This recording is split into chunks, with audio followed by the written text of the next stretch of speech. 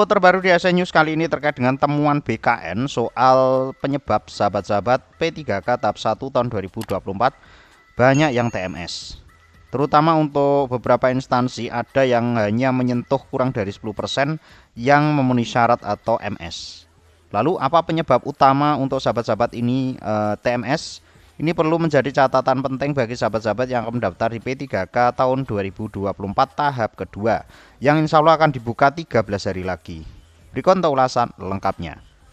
Temuan BKN penyebab utama pelamar P3K TMS untuk tahap 2 waspada, harap dicatat. Di sini nanti kita akan menjabarkan ya sahabat-sahabat bagaimana nasib sejatinya yang langsung disampaikan oleh Suharmen. Deputi Suharmen ini selaku BKN ya yang turun gunung untuk melihat fakta di lapangan kenapa banyak yang TMS. Banyak honorer dinyatakan tidak memenuhi syarat atau TMS mengikuti seleksi P3K 2024 terutama di Dinas PUPR Provinsi Sumatera Utara. Bahkan seluruh honorer K2 dan 90% tenaga non-ASN database BKN dilabeli TMS. Kasus tersebut membuat Deputi Bidang Sistem Kepegawaian Suharmen turun gunung. Calon kepala BKN ini langsung mencari tahu masalahnya sebenarnya yang ada di BKD Provinsi Sumut ini. Menurut Suharmen, pada dasarnya honorer bisa mendaftar dalam satu instansi dengan organisasi perangkat daerah atau OPD berbeda dari tempat mereka honor. Namun, harus memenuhi persyaratan sebagaimana dijelaskan dalam Menpan RB atau Permenpan RB nomor 347 tahun 2024, diktum ke-7, yaitu memiliki pengalaman kerja sekurang-kurangnya 2 tahun sesuai dengan kompetensi jabatannya. Kalau tidak punya pengalaman kerja ya TMS, kata Deputi Suharmen. Banyak honorernya dinyatakan tidak memenuhi syarat atau TMS mengikuti seleksi P3K 2024 ini. Selanjutnya di Dinas PUPR Sumut bahkan seluruh honorer K2 dan 90% tenaga non-ASN database BKN dilabeli TMS. Sebagai contoh lanjutnya selama ini menjadi honorer pada jabatan pelaksana administrasi keuangan di UPDA, namun di UPDA tidak membuka formasi, hanya di UPDB instansi yang sama.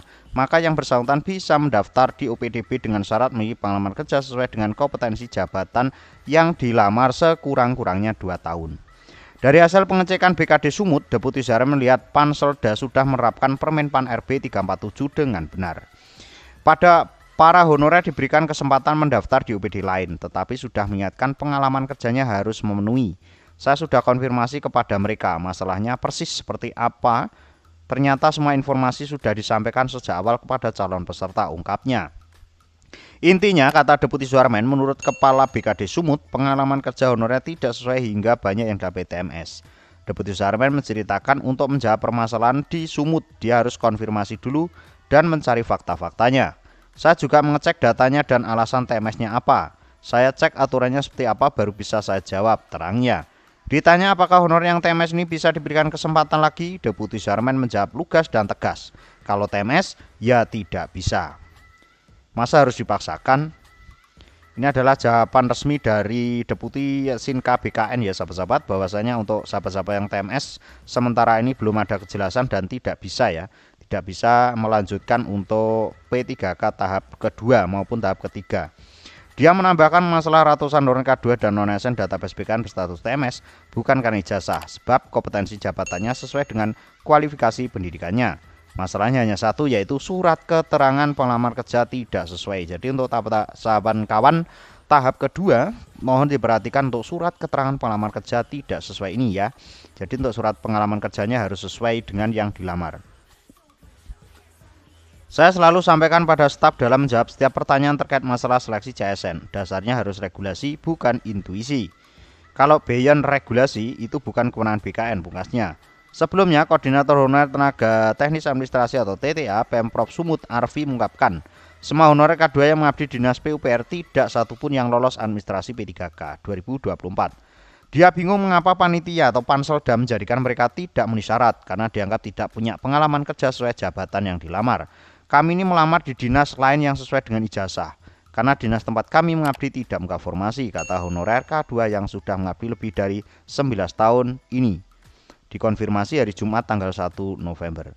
Dia mengungkapkan di Dinas PUPR K2 ada 40 orang.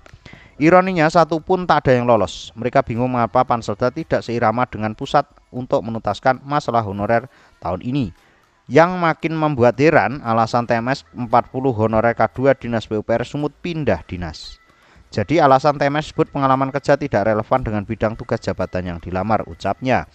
Hal tersebut dikarenakan tidak tersedianya formasi jabatan OPD PUPR Provinsi Sumut, sehingga petugas OP yang dimasuk melamar pada lintas OPD. Saat ini, kata Arfi, 40 honorer K2 PUPR Provinsi bidang operasional dan pemeliharaan jaringan irigasi atau OP jaringan berharap ada solusi dari pemerintah.